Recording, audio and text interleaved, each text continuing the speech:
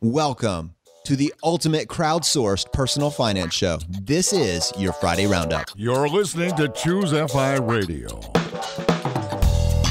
The blueprint for financial independence lives here.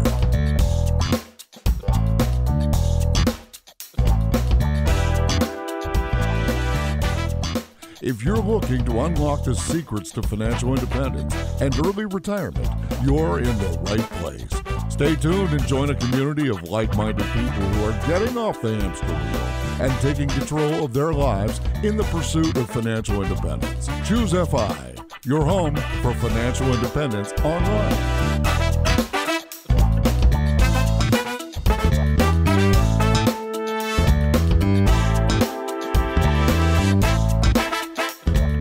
Okay, guys, you made it to the weekend. This is your Friday Roundup. Brad's here with me today, and we're going to be discussing your thoughts and ideas from the past week. Welcome to the show, guys. Brad, how you doing today? I'm doing well, Jonathan. Yeah, everything's going great. I'm actually a little bit sore today. I did a somewhat not frugal thing yesterday, and I started up CrossFit. So one of my big pushes here in life is just to get much more physically fit, much more flexible, just trying to stay healthy as I get older, frankly. And CrossFit is one thing that I always wanted to try. And I kind of made a little bargain with Laura to cut out some of the minor little frivolous things that I have going on in my life so I could mentally justify spending the money on this. And I mean, I'm really enjoying it. I did just like a little couple-week long intro course, and then I did my first real class yesterday. So yeah, I mean, I'm just kind of doing my thing here. I'm doing that Brazilian Jiu-Jitsu that I mentioned, and which is kind of like, if you listen to a bunch of podcasts, it seems to be another life superpower. And then throw in this CrossFit, throw in swimming. I'm just trying to stay healthy. So it's good stuff. So now that you've been doing the Brazilian Jiu-Jitsu for a while, would you agree with that general consensus? Is it a mega life hack? Yeah, it does seem like it. It's something that is like all consuming. It's not just a physical discipline. It's certainly not just like, and this is no disrespect to Taekwondo or anything like that, but it's not just like punching and kicking. You're actually down on the floor grappling with another adult male, or female as it may be. And it's like physical chess. So every little movement matters immensely. So like sometimes a couple inches, the difference between putting your weight a couple inches left or right makes a difference between something working or not working. So it's this real interesting combination of physical and mental that I've never experienced before. And it's just cool. And this is kind of like the larger issue, and why it's actually kind of interesting to talk about is like, it's cool starting over at something and just being terrible at something that, as they call it in martial arts, it's the white belt mentality. So I'm not going to be good at jiu-jitsu 6 months from now. I'm not going to be terribly good 16 months from now, but maybe 10 years from now, I'll be pretty darn good. So I mean, like, that to me is a pretty cool way to approach life. I think that's the larger picture. So it's been something very enjoyable. And you do this one. This is a very frugal analog, a frugal win. You've mentioned it before. You actually do this in a Gracie Garage, right? Yeah. So it's actually entirely free. I go to this one guy's house. It's under the Gracie Jiu-Jitsu umbrella, but it's just basically a group of people getting together and trying to learn Gracie Jiu-Jitsu. So yeah, I mean, it's literally $0. I go twice a week, and whereas I would pay $150 a month to go to a regular Jiu-Jitsu place,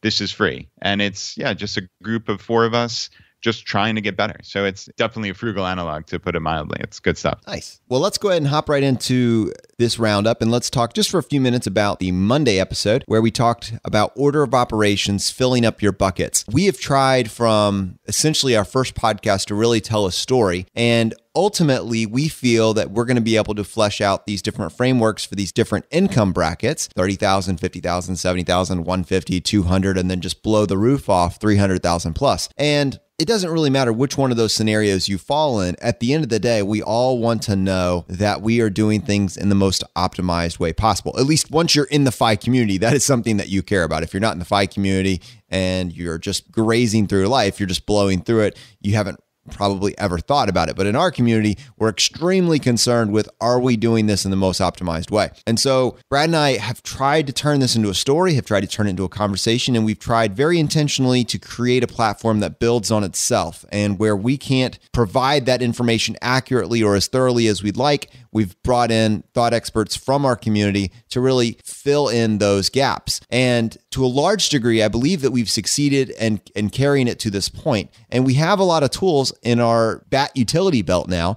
but it's time to really start to explore these different frameworks. And on Monday, what we did is we started to talk about, with the tools that we've been talking about, how can you actually, what is the order that you need to use to fill up those buckets? And once we've had this conversation, it will then allow us to start working on those different frameworks and optimizing each individual scenario. Ultimately, the conversation was very simple, but there's so many nuances to that I'm sure we'll need to address over the coming months. Right, Brad? Yeah, that certainly wasn't a comprehensive look at every single thing you need to know about all these different buckets, but it was a good intro, and I think it was helpful for the audience, certainly. And really, the overarching principle is max out your tax-deferred items. So anything that lowers your taxable income in the current year, using this FI concept, that's what we focus on. It's tax deferred. So anything that would be tax deferred. So 401k, 403b, 457, HSA, traditional IRA. Those are the 5 that come to me just off the top of my head. So if you have access to any or all of those, and you are in the position to max those out, that would be highly, highly recommended. So using the framework that I mentioned previously of you control what you can control. So you don't know what the tax rate is going to be 10, 20, 50 years from now. That is completely unknowable. But what you do know is that A, we're pretty smart here in the FI community, and there's probably a pretty good way we're going to figure out some hack, even if, let's say, the Roth IRA conversion ladder goes away someday, just hypothetically. So I think there's a pretty darn good chance that we're going to figure out some way to outsmart the system. And B, if you lower your taxable income and thus your tax liability in the current year, that is controlling what you can control, right? So that is a direct savings today. And we think there's a high likelihood that you can potentially pull that money out without ever paying tax on it. And that's the hacks that I talked about a minute ago. So this is, to me, it's an absolute slam dunk to max out tax deferred items. I think when you're talking order of operations, that's the key, unquestionably. So one of the things we're going to do, and that we continue to do, is we use our Facebook group to basically get feedback on the episode and find a way to dial in on collectively what you're thinking and how we can do a better job and what we can readdress on our Friday Roundup. So Amy left us this message, and she says, my confusion comes with a traditional versus Roth IRA. The advice we heard in the past was to max out your Roth IRA after getting your employer's 401k match. So this is what we've been doing. I also max out my individual HSA. This will be our 4th year maxing out our Roth IRA. My husband doesn't get a 401k match, but we are contributing to that as well, but nowhere near maxing out either of them. The max he can put in is 25%. We are now interested in FIRE and confused as to what we should do.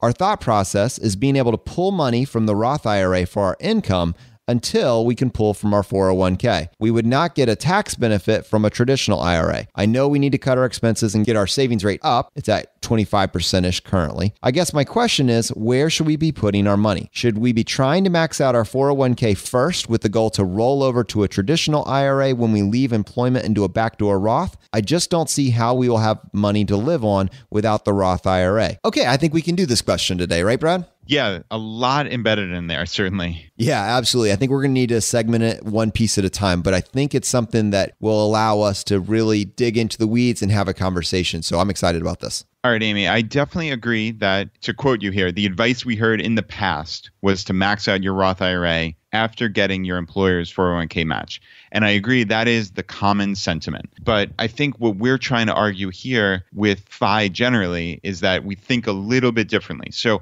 I think if you go to 100 financial advisors, you're probably going to get that exact advice that you just recounted by well more than 50% of them. So just a guess, but I think that is common sentiment, and it still is to this day. Please, first off, don't think you're doing anything wrong here. Nothing that you did is bad or is going to harm you in the long term. You're saving a lot of money, and that's fantastic. So you should be very, very proud of yourself. So please, I know it's easy to beat ourselves up when we're not doing something perfectly optimal, but I do stuff that's not optimal all the time. And you just make the best decisions you can. So anyway, with that said, I think we would always say to max out, as I mentioned earlier in the podcast, max out the tax deferred items. So if you're not getting anywhere near the 401k limits, the 18,000 currently, I think you should be working towards maxing that out. To me, the Roth IRA right now is just not as important as the tax deferred items like the 401k and the traditional IRA if you are eligible for it. So I think that's step one. Next thing is you're maxing out your HSA, which is incredible.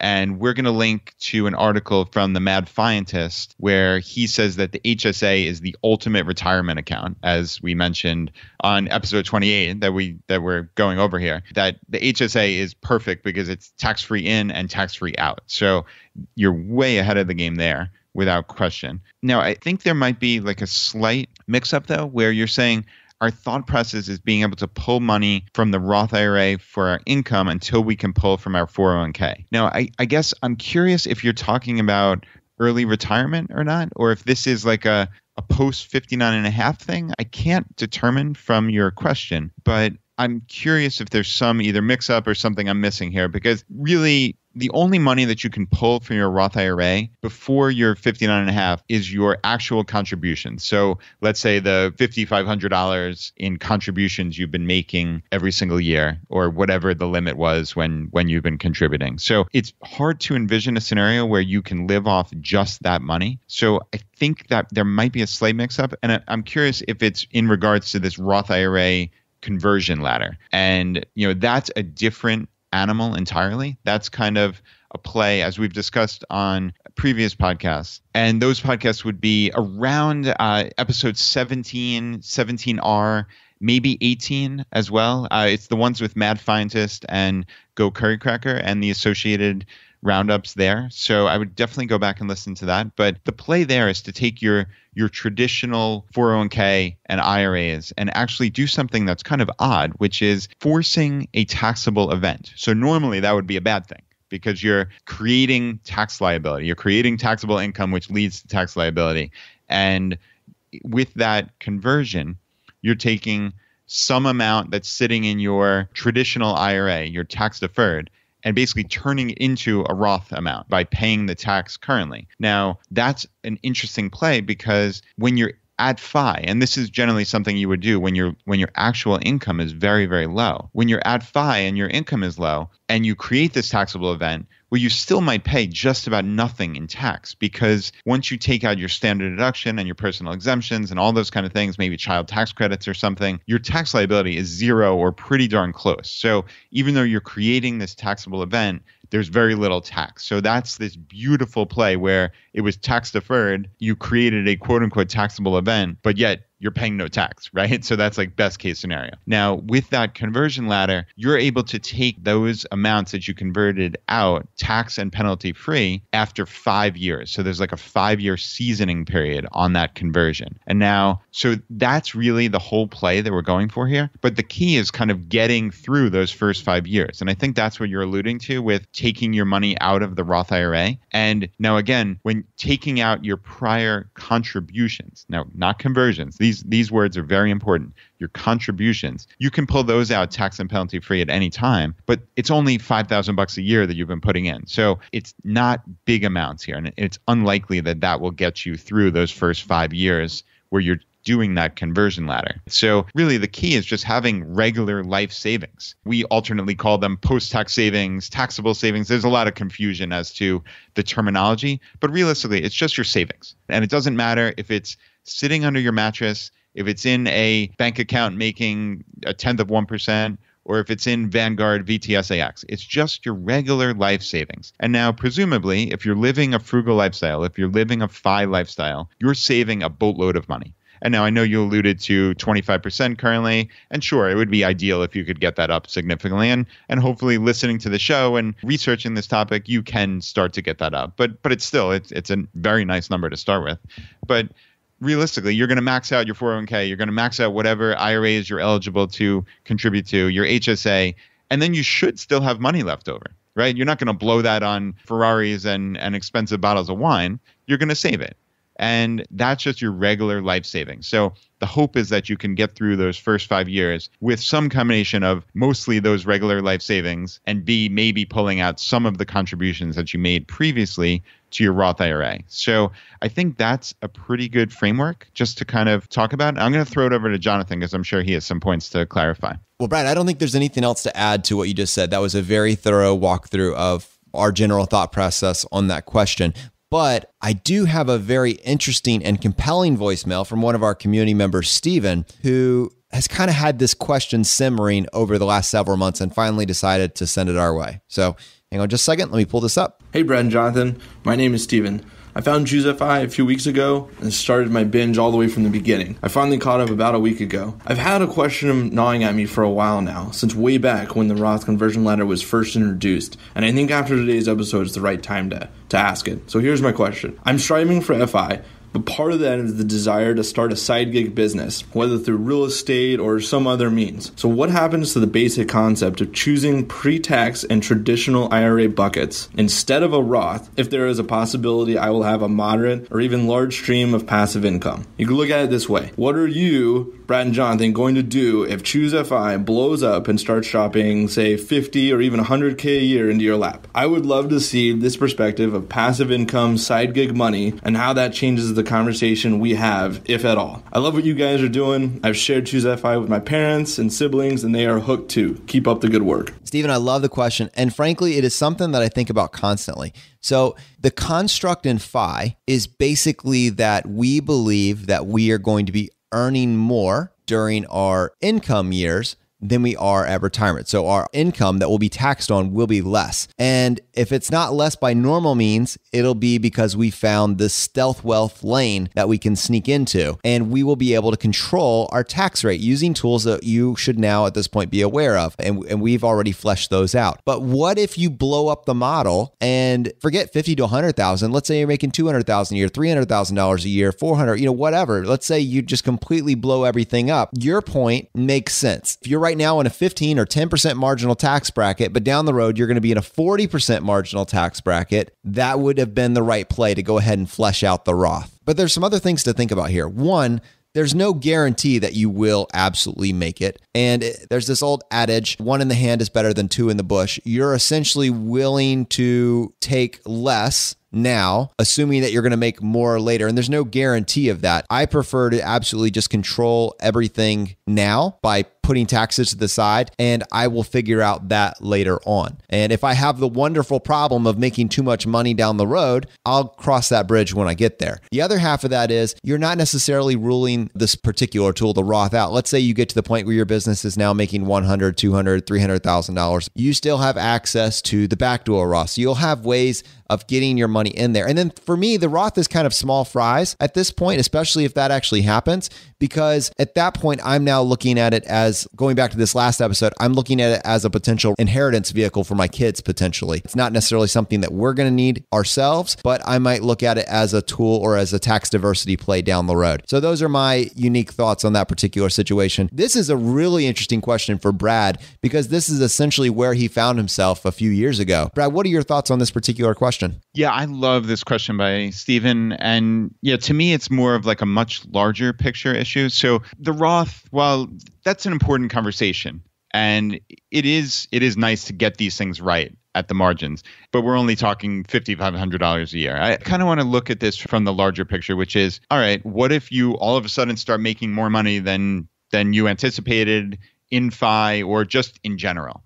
And like Jonathan kind of alluded to, I have some fairly successful websites, and the likelihood of me making $0 when I'm at FI is very, very slim. So this is quite pertinent to me and my life. I think the biggest thing to focus on, like we always talk about, is just living a somewhat frugal lifestyle and cutting down expenses. That is the bedrock of everything we're doing here. While I would love, in my perfect world, when we're talking about these FI hacks, and to me, there are many superpowers that FI enables you to have. It's one of them is potentially getting tax-free or pretty darn close to tax-free money out of your 401k or tax-deferred items. Another one is, at least under the current construct, maybe being able to get healthcare for free or pretty close to free because its subsidies are based on income, right? So there are many people in the FI community who are getting healthcare for close to free, even though they have wealth, they don't have income, right? And the third leg that we've kind of talked about of these super hacks is potentially getting college for free or close to free if you can kind of hack the FAFSA form, or maybe you don't have quote unquote income, which might qualify your children for full tuition or room and board free because it doesn't look like you have very much money. Now, so putting ethics of any of this stuff aside, because that's neither here nor there. There are rules to these programs, and if people in the FI community can qualify for them, then they get those benefits. So those are three significant benefits. Now, if I am unlikely to ever have zero income or close to zero income, it's very unlikely that I'm going to be able to succeed with those three things. But that said, you can still look at an episode like the one with Physician on Fire, where he makes a lot of money. And we don't know what the number is, but I would imagine it's north of $300,000 easily. And he's getting to FI on a very abbreviated path.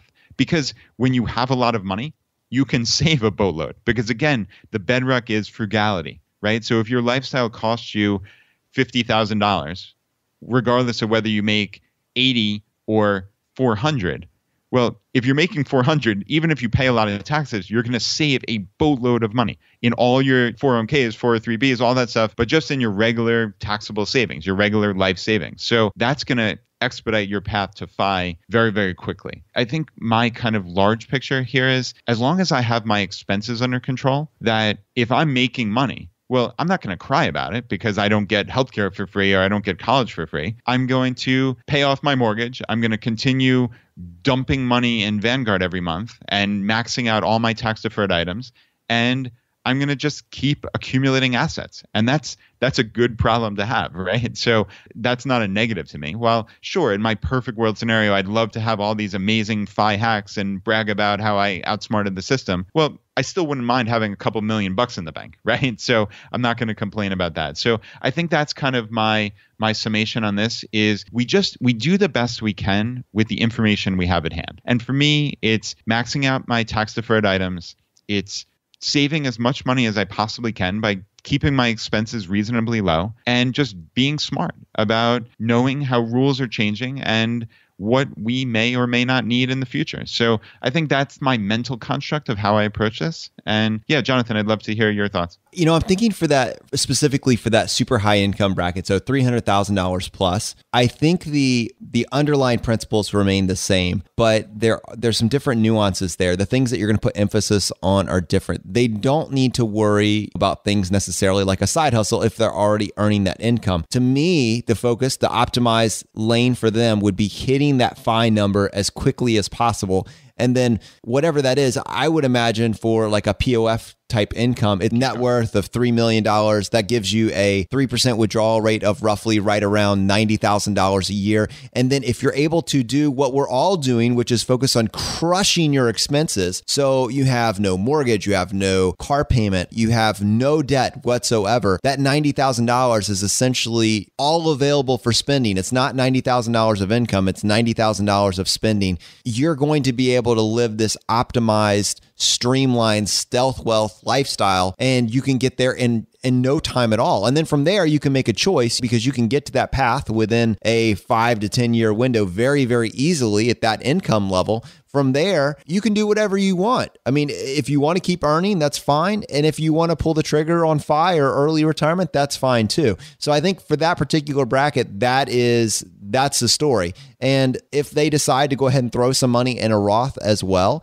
that's fine. But it's not going to be a big part of their portfolio. And even though they spend a lot of time focusing on how to get things into a backdoor Roth, it's not really a necessary part of their FI plan. Right, but it's nothing to pass up, certainly, as you're kind of alluding to there. If you can qualify for it, then and those are the rules, then go for the backdoor Roth, right? But in the grand scheme of things, in a $3 million portfolio, the $5,500 you're putting into your Roth is not a huge deal. But again, we're trying to optimize the best we can with the rules that are at hand. So, and like Jonathan said, under that scenario of this person having a lot of money, if you have $90,000 to spend in a year and you have no mortgage, no debt, no car payments, that is a boatload of money. I don't know how you spend that much, honestly. I mean, that's $7,500 a month, and that is a heck of a lot of money. At this point, we're nowhere near that lifestyle, and I feel like we live pretty decadently at this point. So yeah, I mean, that's not a bad problem to have for the high income earner. Awesome. Okay, Brad. So let's take a second and talk about our frugal wins of the week. And we had a bunch of them. I wanted to start with Eric from our Facebook community. And he says, "Holy fi, Batman." Hey, Brad and Jonathan. This is Eric in Chicago, and I have a frugal win of the week for you guys. A bit of background first. Right now I make about $38,500 a year before taxes, and I live in a studio apartment in the uptown neighborhood of Chicago for about $725 a month, all utilities included except for electric and Wi-Fi. For those of you not familiar with Chicago, that's about 5 miles north of downtown and 3/4 of a mile north of Wrigley Field. About 2 weeks ago, I got a letter in my mailbox from my landlord saying that my rent was going up to $760 a month. I thought about it and decided that it was too much. I went out looking for something cheaper, and boy, how did I find one. I posted it on a Facebook group about people who are looking for roommates and houses, and a guy messaged me saying that he was looking for a roommate. He said the rent was about $500, all the utilities included except for electric and Wi-Fi. I thought to myself, okay, this place must be a piece of crap. We're in a bad neighborhood. But last night I went out to see the place, and it is literally less than a block from the beach in a really safe neighborhood. And most importantly, Jonathan, it is only 1.5 miles away from Aldi. So I'm moving there when my lease is up at the end of July. I found a $500 apartment in Chicago. This will help me so much on my journey to FI. I'll keep you all posted on the Facebook group, and one of my goals is to be the first person to do the FI Scream on ChooseFI. Keep up the good work, guys. And Eric wrote us an email giving us a little bit more information, and I loved how he phrased his next actionable step. Now, to increase my skills and find a higher paying job. That is awesome, Eric. That is definitely FWOTW Batman. And I want to give a shout out to Adam West, who did just pass away this week. The greatest Batman of all time, 1960s. That show changed my life. Did you ever watch that show, Brad? I did. I think back in the day, very little. So I'm not going to. All right. And one more I have for you before I send this over to Brad. The InstantPot is becoming the fan favorite of the FI community. And we got this message after we mentioned it the previous week. So it's getting featured again. And believe it or not, there's no sponsorship here. We do not have any sort of arrangement with the InstantPot. But this is from Tamara, and she said, "Yes, I love my InstantPot so much. I was so excited to hear it mentioned on the Friday Roundup. I bought mine about 10 months ago and use it almost every day. I was actually listening to the podcast this morning while making a homemade spaghetti sauce in my Instant Pot. I was able to saute the ground beef right in the pot. Then I drained it and used the pot on the slow cooker setting to cook it until dinner time. It saves on dishes since I can saute, pressure cook, slow cook, and keep food warm in it all in the same pot. Of course, I'm making a big batch of sauce so I can freeze some for another meal sometime. We even made our Thanksgiving turkey in it, something we used to own an electric roasting pan for." Tamara, thanks for sharing. That is awesome. This thing, if there are the gadgets of FI, if that is an episode, there is no more compelling case for the top spot on that list currently, maybe Brad's egg maker, but that I can imagine than the Instant Pot right now. It is owning that list, and I do not own one, so I've been looking into it, and there's apparently like an entire culture around this thing with recipes, Pinterest boards, the whole 9 yard. Brad, it's really remarkable. Yeah, there's a Facebook group. I think they have hundreds of thousands of members or something insane like that. So evidently, I'd never heard of the Instant Pot before, but I think we're gonna have to buy one. I know. Is it on the list right now, the 72-hour list? Yeah, it's definitely going on the list. So we'll see if Laura pulls the trigger on that. She's obviously the chef in the house, so we will see. And yeah, actually, Anne-Marie had a frugal win of the week on our Facebook group as well, and it was, I raised the deductible on my homeowner's insurance and saved $255 on my next year's premium. That's incredible. That's a heck of a win just for raising the deductible. And what's funny is my frugal win of the week is actually tied into insurance as well. I'd mentioned previously, I think on last week's roundup, that I moved my homeowner's insurance as well. It's kind of an unusual homeowner's insurance through this Mutual Assurance Society of Virginia. And I'm going to wind up saving somewhere on the order of like 70% on my homeowner's insurance. But the interesting thing happened was I had all my insurance with MetLife. So I had my auto, home, and umbrella insurance. And somewhat unsurprisingly, they jacked up the rates on my auto insurance and my umbrella insurance because I don't have the home policy with them anymore. So it was clawing back a lot of my savings. So I did what I should have done many, many years ago and price compared with Geico, and there's this elephant auto insurance here in Virginia. And I wound up moving to Geico and saving 47% on my car insurance. And it was incredible. I mean, just incredibly easy. I'm up and running. I already canceled my MetLife insurance, and now I'm just looking to get this umbrella insurance, which I'm going to either go with Geico or my new homeowners, and that'll probably wind up saving some money as well. So I think the long story short is you see all these commercials, especially for Geico, and I just never went to their site and price compared, because I was either just too lazy or because of my multi-policy discount with MetLife. I just never got a quote, and it was silly, and I threw away a lot of money over the years. So I would definitely highly recommend people at least just go get a quote. It takes a couple of minutes. That's really cool. I need to do it. It's time for me to price compare my homeowner's insurance. I have not been holding them accountable, and they've been raising it about $10 a month every single year. So I will get on the bandwagon and definitely do that. Eli just had a newborn baby. Newest son is 2 weeks old. He got his social security number in the mail. 1 hour later, his 529 plan account was established and funded. Well done, Eli. The fire is spreading. Second generation fire. That is awesome, my friend. Well done. Yeah, Eli, congratulations. That's great stuff. We met Eli at Camp Mustache. So yeah, it's good to hear from you, and congrats to you and the family. And yeah, I just wanted to quickly mention that we're getting all these frugal wins of the week from our Facebook group. So I know we've mentioned this in the last couple Friday Roundups, but this group is incredible at this point. We have well over 700 members, and nice private Facebook group where there's dozens of conversations going on every single day. So the easiest way to join is just head over to ChooseFI.com/Facebook. You'll just enter your email address. We'll send you an email with the link to the private group, and you're all set. So yeah, we'd love for you to join us. And one thing I want to mention about that, I think that maybe a few weeks ago we came off as hating on the 529, and that is not Brad or my position. In fact, more and more my position is that we need to do a full podcast on the vehicles that you have available and actually take the time to walk through the pros and the cons and the scenarios in which you will win by funding that. So that is on the burner, and we'll definitely set up a plan to address that in the coming months. Definitely a useful tool to look at. Okay, so we told you last week that Millionaire Educator is coming on as an in-house expert, and he's going to be helping us handle different cases dealing with teachers and also with pensions. And we had a question from Scott that we received a few weeks ago, and we sent that over to Millionaire Educator, and he had some very useful feedback on that. Brad, did you want to read the question? Yeah, sure. So Scott's question was, I have a question on early retirement and 457/pensions. I do have a 457, as does my wife, and we are also both in state pension funds. Because we are not close to FI, I'm wondering if one way I can retire early is to use 457 accounts to bridge us until our pensions kick in. Right now, we are early 30s and doing well, and our pensions are a function of how many years we work, our final average salary, highest 5 years, and age which we start taking it. The earliest we can take them right now is 54, but that's subject to change if market conditions warrant a legal change to the pension program. I'd really like to quit regular work in about 10 years, then make it 15 to 20 years on my 457, before starting to take my pension. Do you have any thoughts on this or resources to help me think through this? That's a great question, and frankly, one that probably all by myself I would have been stumped by.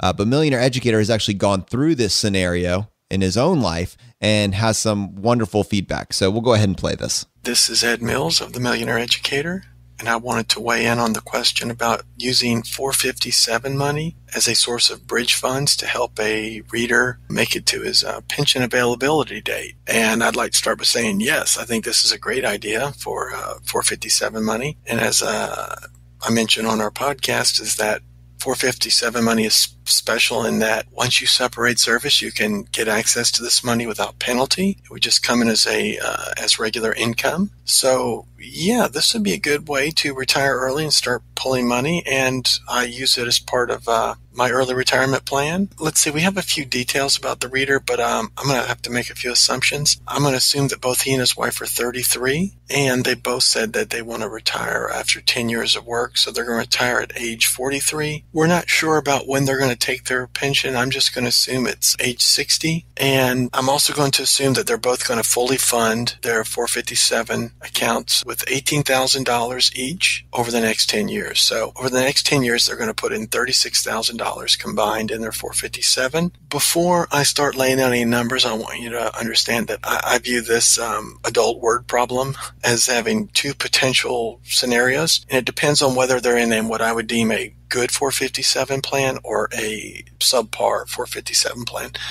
I'm going to assume right off the bat that they're in a good plan, and what that means is it has low costs and they have index funds available to them. And for the return in that, I'm going to assume a 7% return. That's the number John Bogle's thrown around for a few years as a safe estimate of return. And so over 10 years of saving $36,000 at age 43, they should have roughly $500,000, $500,000. I would say that is an enviable position to be in, be 43 years old and have $500,000 that you can tap. And I would say, yes, they could make that stretch over 17 years. I guess the thing they're going to have to think about is, do they want to just adhere to the 4% rule and only draw down $20,000 a year on that? Yeah, that's not a ton of money, but it can cover a lot of daily expenses, depending on where you live. But they're not limited to only taking 4% a year, because they are going to have pensions available in 17 years. And they also have the possibility to work again if they'd like. Let's take a look at the other scenario. Let's say they have a subpar 457 plan, which I would characterize by, it has high expenses, maybe it's got poor fund choices. And as a teacher, this is what I see a lot of. The return assumption I make there is 2%, because in that type of scenario, I'm just going to use a stable value fund. I realize I'm probably losing money to inflation, but hey, I can't have it all, right? So after 10 years of saving $36,000 a year, they would have roughly $400,000.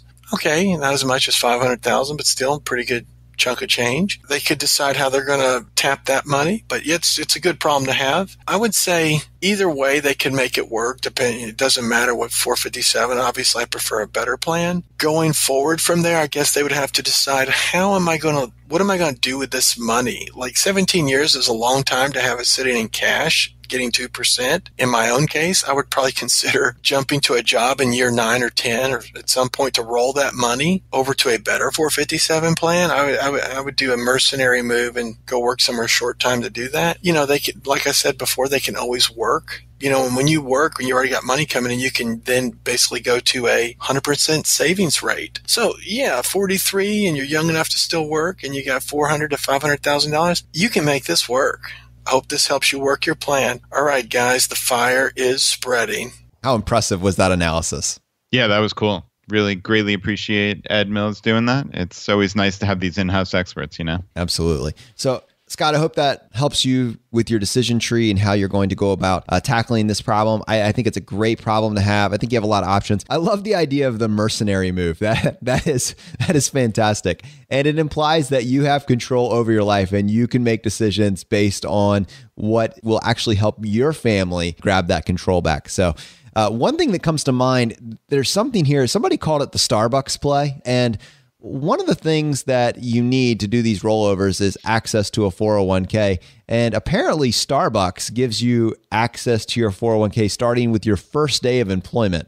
So there's is it a vesting period or anything like that? You just get access to the 401k on day one. And someone was pitching me on this idea of Starbucks being the last job you ever work in the fire community. I'm using Starbucks as an example. It just works because you get access to the 401k so quickly. But let's say you're early retired and then now you want access to your 401k money and you don't have a Roth conversion under your belt. You go back to work at Starbucks because they need some help over Christmas time or seasonal work or whatever it is. And one of the reasons that's so interesting is because of another thing that we mentioned on a Friday Roundup a month or so ago called the age 55 rule. So if you participate in a company retirement plan such as a 401k, there's a way you can take a distribution and get out of paying the 10% early distribution penalty if you're under the age of 59 and a half at the time of the withdrawal. And this is called the age 55 rule. So basically, you need to be at a company that has a 401k, and if you retire in the year that you turn age 55, you can get access to those withdrawals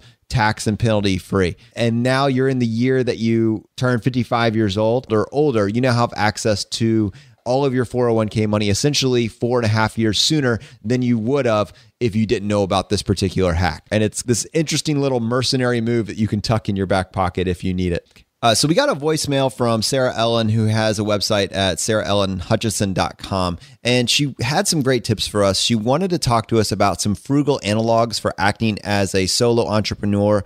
Her focus is in the law space, so for lawyers, but I think there's some carryover into that we can all use as we're maybe thinking about starting a side hustle or a professional business.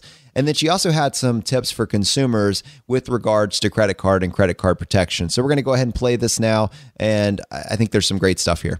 Hi, Brad and Jonathan. This is Sarah Ellen Hutchison. I'm a consumer protection lawyer in Seattle, and I have some practice hacks for all the lawyers and other self-employed people out there.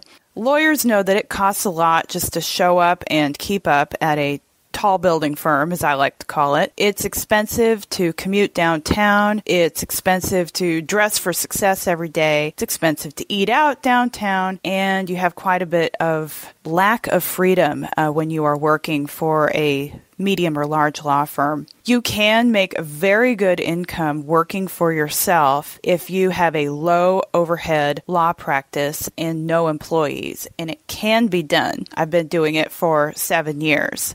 Basically, the hack is kind of a non-hack. You just keep your overhead low and your lifestyle simple, even as your practice grows. So you start with a virtual office. Develop the discipline to work from home so you're not shelling out hundreds of dollars or more for rent every month, because that is a terrible way to siphon off your money. Many lawyers will be happy to let you borrow a conference room if you need one, and even borrow an office that no one is using if you occasionally need to have that tall building downtown presentation, which occasionally you need. It's there, and you probably won't have to pay for it. Why pay for that all the time if you're not using it every day? A lot of people will tell you if you start a solo law practice that you need all this expensive practice management software and you need expensive subscriptions for research, and you don't need any of that. I've never had any of that. You can do pretty much everything in Excel,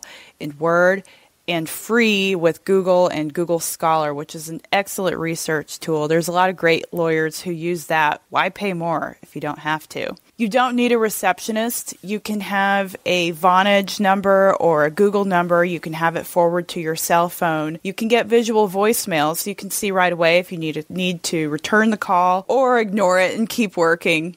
And you can also take advantage of plenty of free CLEs so you're not spending a lot of money to meet your yearly CLE requirements. As a consumer protection lawyer, I also have some tips for people who are not lawyers and who are trying to use credit in a responsible way to do all the fun travel hacking that we like to do. There's a lot of factors that go into the credit score, and they make it very mysterious, and they sprinkle all kinds of fairy dust on it, and they spit a score out. But the worst thing for your credit score is a late payment. So you really got to be on top of that stuff. And if you're wanting to open up a bunch of credit cards, get your points, check your credit report first and make sure there isn't anything lurking on there that you have not heard about. Oftentimes, collection agencies might put a medical debt on there without telling you, without your ever getting a bill. Or you may see an address or a name or a social security number that you don't recognize and it's clearly not you. If anything like that is on your credit report, you could have a computer mix-up at the credit bureau and you should dispute that in writing. That's not the kind of thing you should take to a credit repair place because they will just siphon out your pockets and not really do anything for you. So beware of that. So those are my tips. If you have any other questions, you should seek legal advice from a lawyer in your own local area. And if you're interested in learning about these things in a very general, educational way only, you can look at my website, sarahellenhutchison.com. Thanks, guys. Keep up the good work. Yeah, this was a really good voicemail by Sarah Ellen. I definitely enjoyed it. And we definitely will link to her website in the show notes. She sent me some articles that I think are especially pertinent, so I'll link to those. But the larger issue is, and this isn't just related to lawyers, whereas she obviously is a lawyer and she's talking about specific items for lawyers, but it is much more general advice about A, keeping your expenses low, and B, just kind of finding frugal analogs, as Jonathan likes to call them, of ways to outsmart the system while still being and appearing professional. So her idea of renting out a conference room, well, you don't need to pay rent every month for an expensive office, not only an office, but then a conference room as well. You can just find a local law firm to rent it out from, or find a co-working space. That's actually what I do. I generally work from home, but I found a co-working space here in Richmond that is incredibly inexpensive. It literally cost me $59 a month to have 24-hour-a-day access to this co-working space. And it's a small little place. It's not like one of these hip co-working spaces that have beer kegs and ping pong tables and tons of people and activity. It's just kind of like a chill place that is very quiet. Few people are there, but it has everything I need. And it does have a conference room. I think I'm allowed to rent it out for it's something inexpensive, like $10 an hour or something like that. So if I ever needed a conference room for some reason, well, I pay my $59 a month and I could rent this conference room whenever I want it, but I'm not paying for it. So I think that's like a larger FI issue of keep your structural monthly expenses low, but keep your options open and always be looking for, okay, I may need this, but I'm not going to buy it now. I just know that I have options to buy it or to rent it in the future. So I think that's my big takeaway from her voicemail. And I thought it was very interesting. So thank you.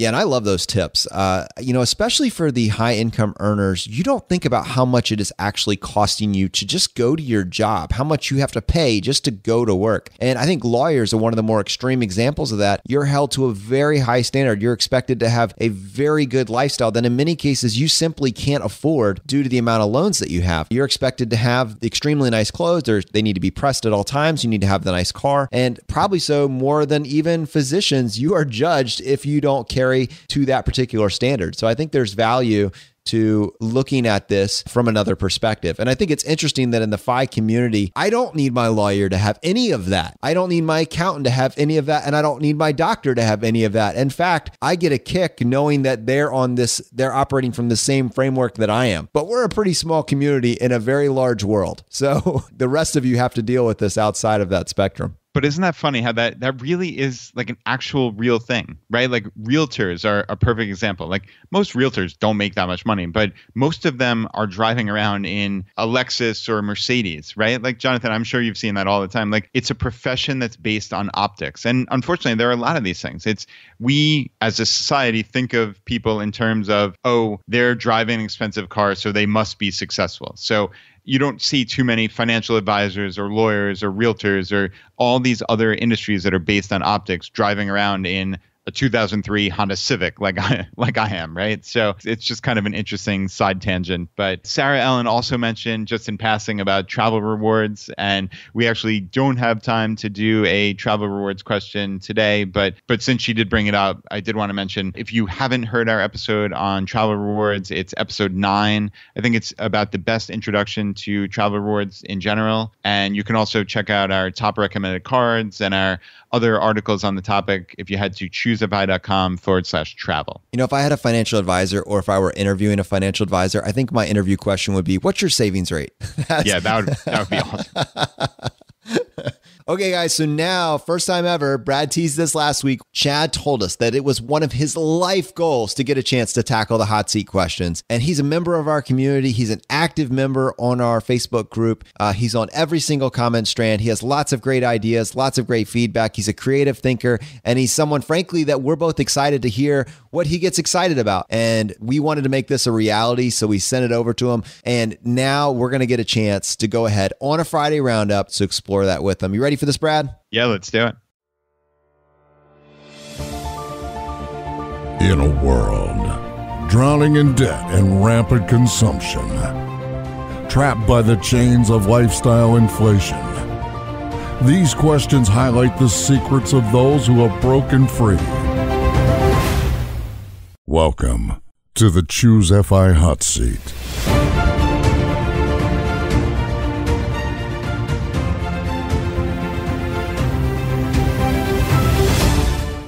Oh man, I'm excited for this. All right, Brad, go ahead and kick this thing off. All right, Chad, question number 1, your favorite blog of all time. Thank you guys for inviting me to the hot seat. My favorite blog is Budgets Are Sexy by Jay Money. I love his millionaire updates, and he's kind of inspired me to go ahead and try to shoot for millionaire status as well.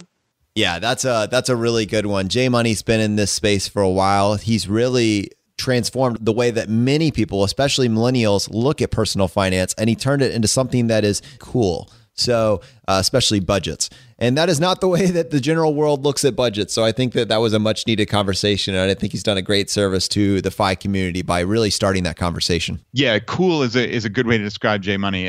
If you've ever seen him at a conference or anything, he is like the life of the party. People just flock to him. It's just one of those charismatic people. And we're going to actually have him on the podcast in the next couple of months. I'm not sure exactly when, but we actually wanted to talk about giving back and how people in the FI community who have an abundance of wealth can give back to the community at large or just philanthropy in general. And Jay is doing some really great things over at Rockstar Finance with his Rockstar Community Fund. And we're definitely going to explore that with him. What if we did like a second generation fire scholarship fund, like 10 years from now? How cool would that be to feature different applications and stories of game plans that second generation fire has created and then help fund those in some way? How awesome would that be? Yeah. Let's do it. That's the first I've ever heard of this, but yeah, let's do it. It just came to me this morning. It just happened. Inspired.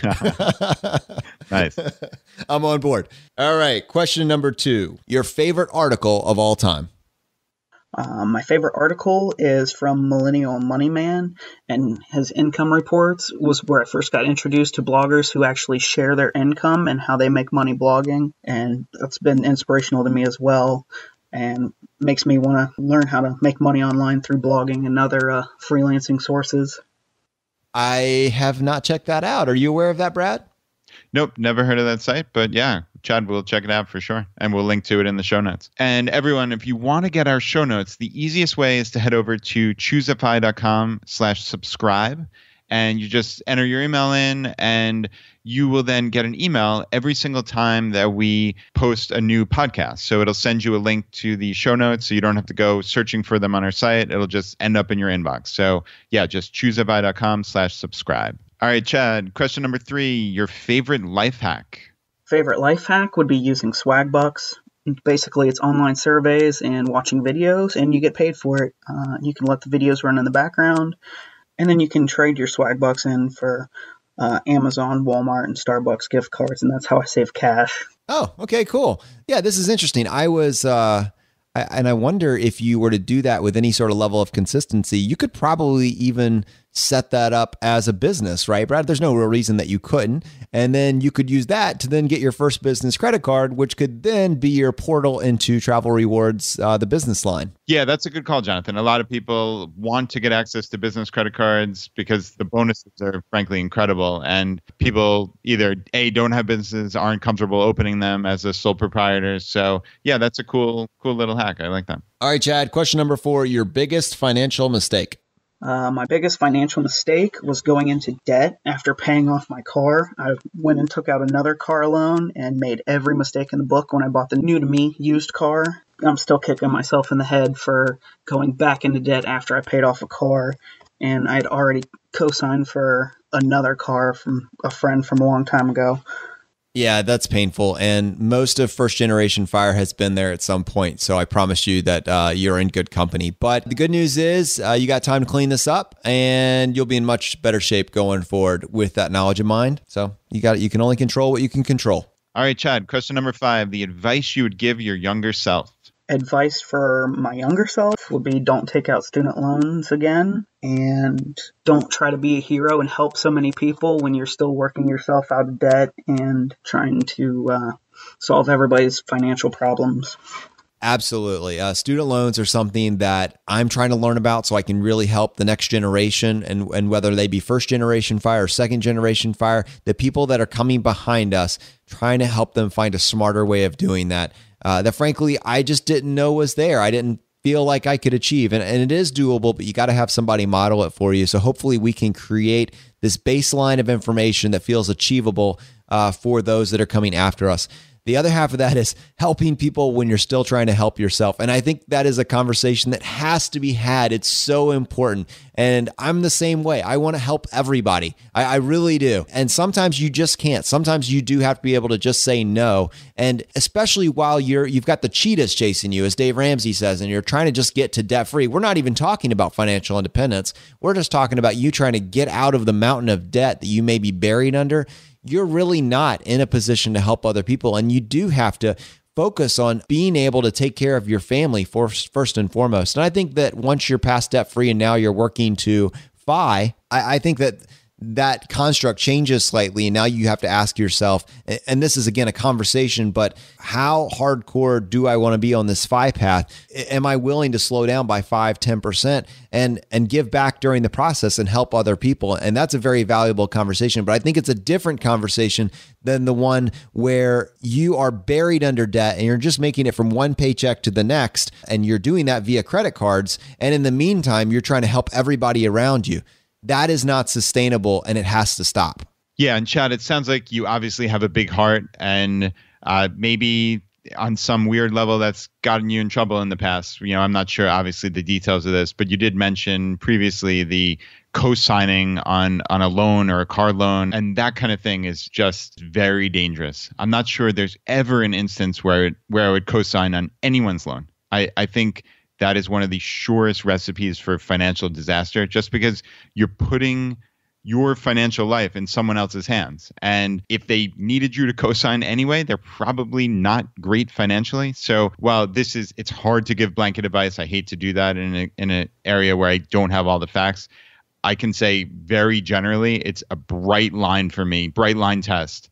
Do not co-sign for a loan unless there's some hugely extenuating circumstances and you're 100% positive that it's going to be paid. But I think that should just be a real general rule of thumb for everyone out there is do not co-sign on a loan. I think the biggest way, Chad, that you and people out there can help everyone else is by trying to be supportive and to educate them, right? We have been let in on this life superpower with FI, and we all know how transformative this can be. The other half of that is, let's say you are actually giving somebody a loan. This is a very delicate balance here. And I will just say that mentally in my mind, when I am loaning someone money, I have already written that money off in my mind. Now, if I get it back, great. I would love to get it back in every case. But you need to realize when you're loaning someone money, especially as it deals with your finances, you're essentially saying goodbye to that. And I think that changes the calculus. So if you're not willing to accept the fact that that money is not coming back to you, don't loan the money. It'll ruin everything. It will just be willing to say no. But if you're financially in a place to help somebody and you want to do it and you want to frame it as a loan, that's fine. But in your mind, I think for your sanity, for your relationship, you need to be willing to write that off. And if you're not, don't do the loan. Don't do it. It's a dangerous place. And if it comes back, great. And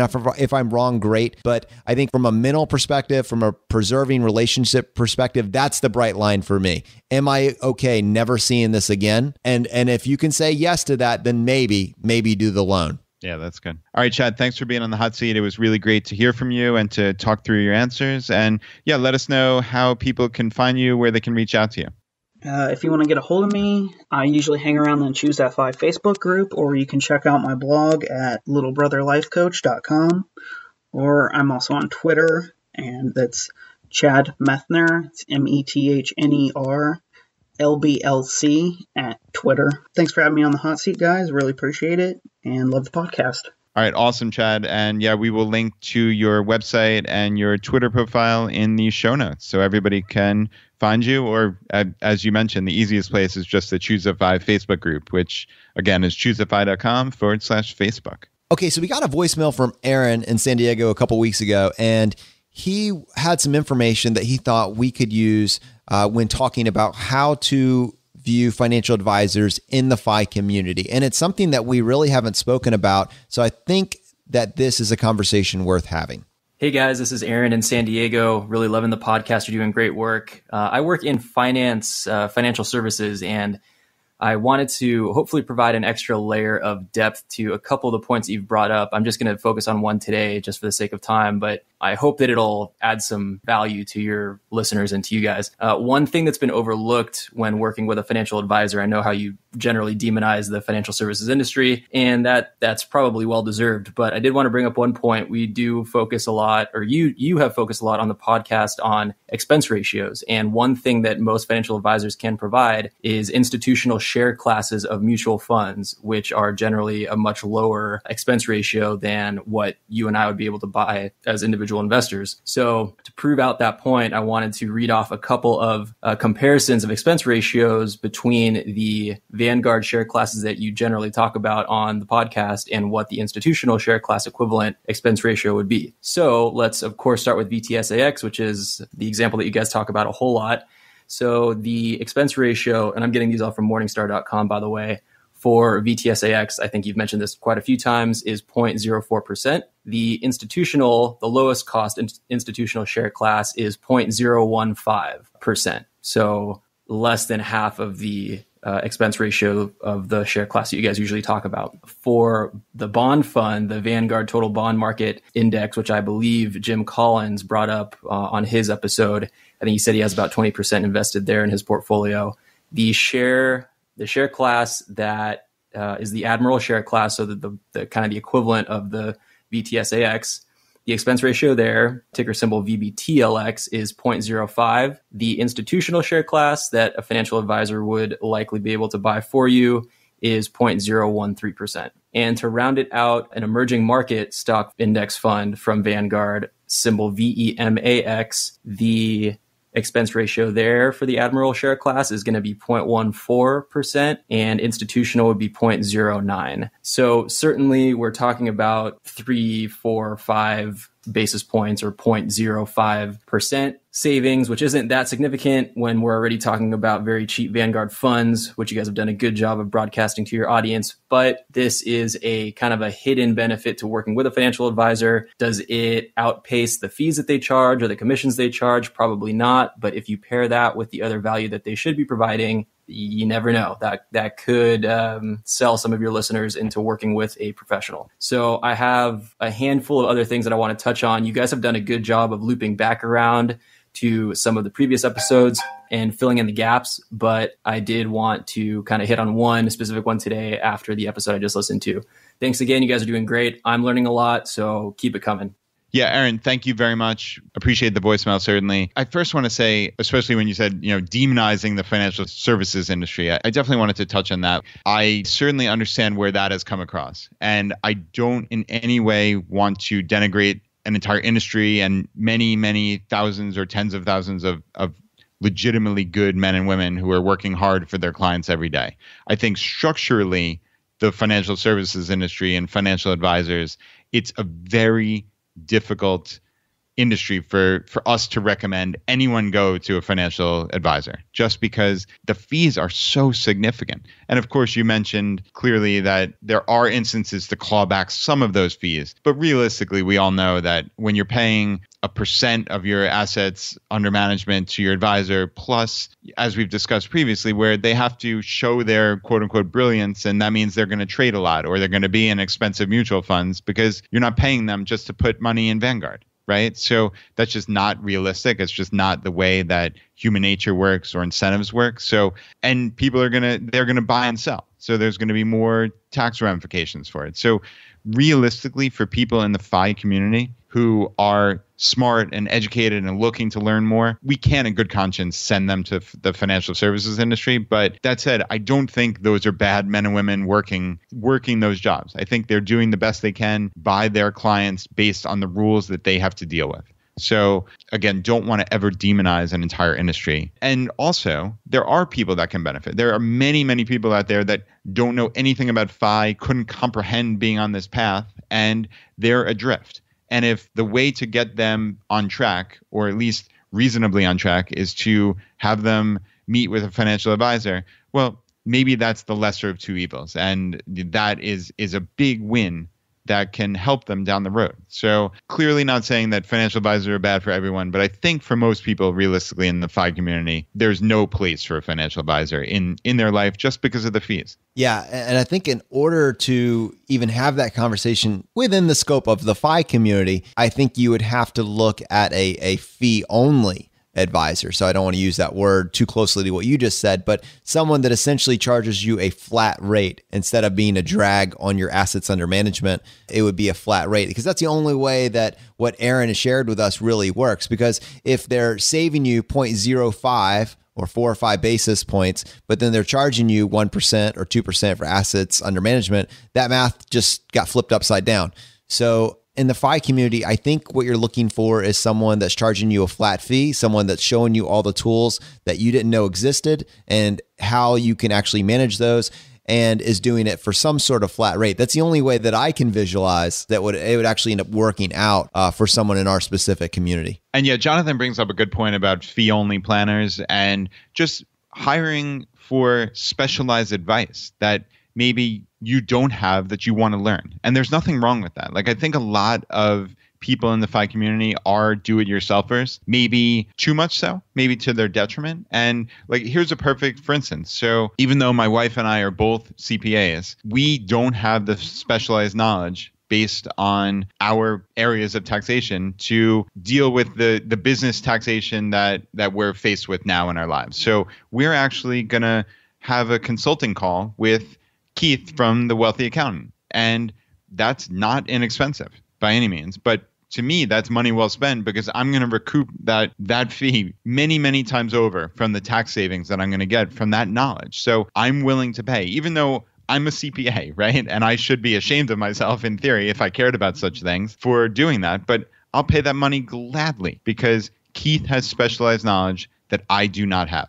So to me, that's an absolute no-brainer. Yeah. So if he's not teaching you anything, then there's no value there. So he is helping you navigate this lane that you don't feel comfortable navigating yourself. And so if your financial advisor is doing that, then they have easily earned whatever fee you would pay them. But if it's assets under management, it's basically acting as a drag on your return. That's a tough sell for me. Okay, guys, so we like to finish our episodes by going over some reviews that we got on iTunes each week, and we actually do a drawing for this, and we would love for you to help us with this. Essentially, you're helping us, and we would love to help you. If you would be willing to just leave us a short written review on iTunes and then just send us an email at feedback@ChooseFI.com letting us know that you did that, we would happily enter you in a drawing to win a copy of J.L. Collins' book, The Simple Path to Wealth. And this week, we have 2 winners, and we're going to go ahead and do this drawing now. You ready for this, Brad? Yeah, let's do it. The first winner is Connor. And Connor called us the MVP of Finance Podcast. This podcast is like winning the personal finance lottery. The content Jonathan and Brad have to share with their listeners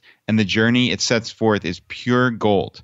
They have corralled some of the most impactful minds in the personal finance space and have invited you to join in conversations where you will benefit from thousands of hours of research and experience, which will culminate with actionable advice. This is one podcast that can drive amazing changes for good in anyone's life. Jonathan and Brad brilliantly explore the commonly unknown and often fear-filled world of personal finance in ways that will bring incredible excitement. They do it all with a wonderful open mind, as it is a journey for all and not a seminar. The only caution is that if you begin listening to these guys and their guests, your life will never be the same, but only for the better. Yeah, Connor, thank you. That is a fantastic review. We really appreciate you taking the time. Wow, that is really cool. And I love what he said about this being the culmination of thousands of hours of research. And that's the amazing part. On Brad and my end, that there's a lot of time that's been put in, but he is right. The FI community has collated thousands, if not hundreds of thousands of hours of research and distilled it into a message that you can absorb. And if you do absorb it, it will transform your life. And then we are able to then just take all that research and then present it on this show by bringing the people on that actually did put the time in. And so every single time we have these conversations, we're able to get it even more focused, more actionable. And thank you, Connor, for sharing your thoughts with us. All right, and the next winner is Mrs. Fi with a twist. She said, best podcast on iTunes. ChooseFI, my favorite podcast. When I found your podcast a few months ago, I totally binged on all the episodes. I have listened and re-listened to all the episodes, sometimes more than twice. I have to admit, With everything I learned from your show, I have turbocharged my savings. After listening to all the advantages of maxing all tax shelter accounts, I've put myself on a budget, and it's looking pretty good that I might have some money left over to invest in my first taxable account ever. I am on fire. I really want to take the time to say thank you to both of you, Brad and Jonathan, for starting this podcast and sharing all this insightful information and life hacks. I love the tone of your show, the way you present the information from different angles that is useful for someone making $40,000 a year or $100,000 a year.